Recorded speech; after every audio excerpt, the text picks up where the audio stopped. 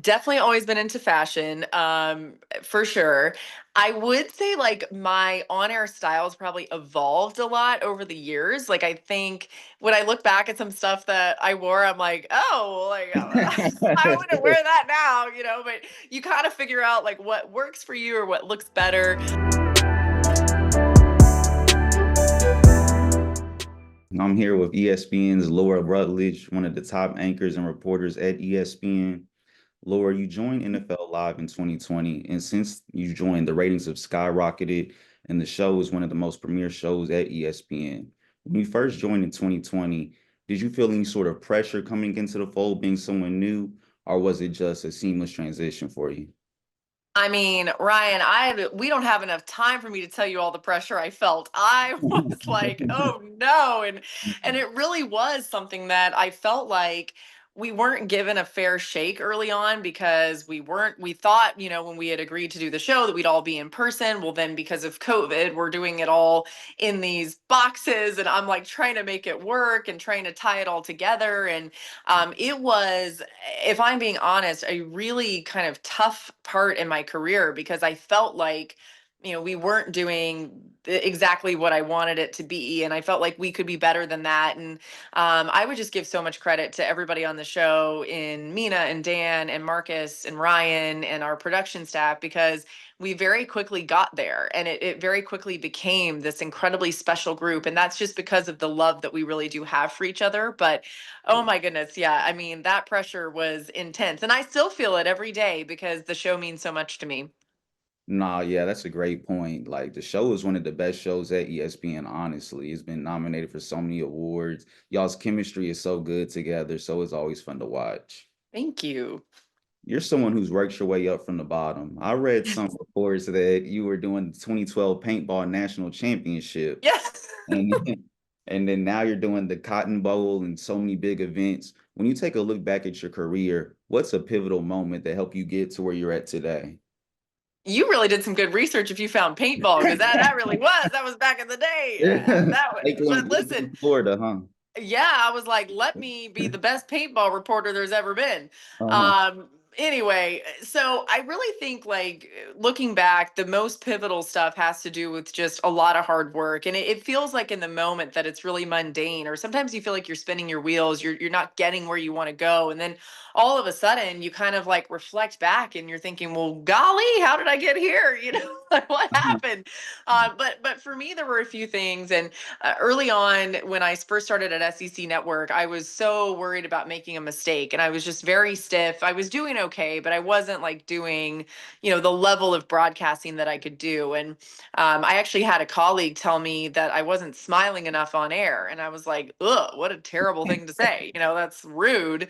But then I realized he was right. And I wasn't being myself. And so I kind of gradually, it didn't happen overnight, but I kind of gradually started to have a little bit more fun. And I think that opened some doors for me for sure. And being on the Paul Feinbaum show, which was like extended time on television, just gave me a lot more time to get a little more comfortable, which was big.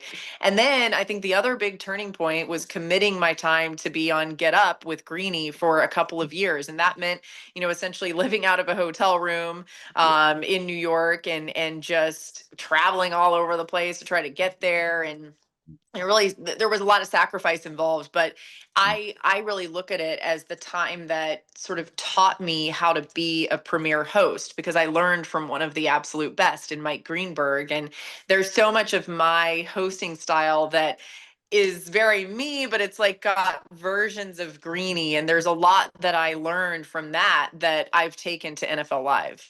For sure, for sure. No, that's great to hear. I forgot you were definitely a get up for a long time, for a while. I was it Yeah. was fun. You're someone who's heavily involved in the Miracle League. For those who don't know what that is, do you mind just describing that to them? And also, what's something that made you gravitate towards that and give back and help them out a lot? Well, as you know, it's such a special organization and it provides baseball fields for children with disabilities and people with disabilities who couldn't otherwise play a game that they deserve to play and that we all love. And I actually, it's a cool story. When I was the Tampa Bay Rays reporter back in 2011 and 2012, I met a young man named Matt who was in the media, and he was part of the Miracle League. And he just never let being confined to a wheelchair define anything that he wanted to do. He was big into broadcasting, so we became really close friends because of that. And he invited me to come to his baseball game. And of course, without thinking, I was like, of course I'll go to your baseball game. And I just fell in love with it. Just seeing the smiles on everyone's faces as they were able to hit big hits, hit home runs, round the bases, all of the things. It was something that I just knew I needed to be a part of. And I just love it to this day. For sure, for sure. Yeah, definitely got to get out there and see how it goes. And yeah, definitely looking forward to that. Love it. You're one of the most versatile personalities at ESPN. You do it all from anchoring to broadcasting to sideline reporting. Was versatility something that you always sought after when you came into the business, or is it just something that just naturally happened over time? I think it's a mix of both, but I realized I always have like had this thought of what am I going to do that's going to make me like any different than anybody else, and how am I going to stick out, and how can I like have staying power, like I always like predict my own demise, so I'm thinking how can I make sure that like I can stick around. Yeah, So I think versatility has been really important there, and that's a big key. But the other thing that I've found is selfishly, like sideline helps in hosting. So if I'm the sideline reporter or one of the sideline reporters on Monday Night Football, I have an inside track to all the information about the game, and I'm going to sprinkle it in throughout on NFL Live, and it makes our show better.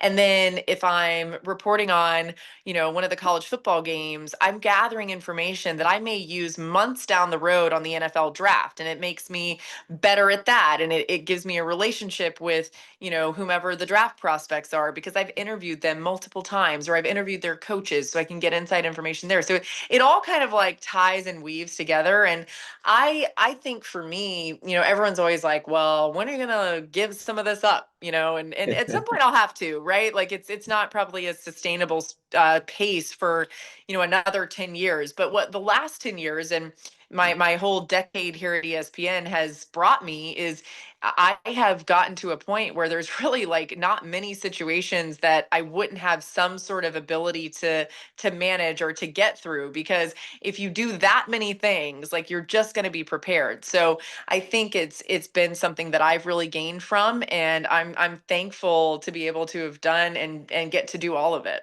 for sure, for sure. Let me see. I got time for one more. I'm sorry. I'm giving you a rapid fire right now. No, you're great. You're great.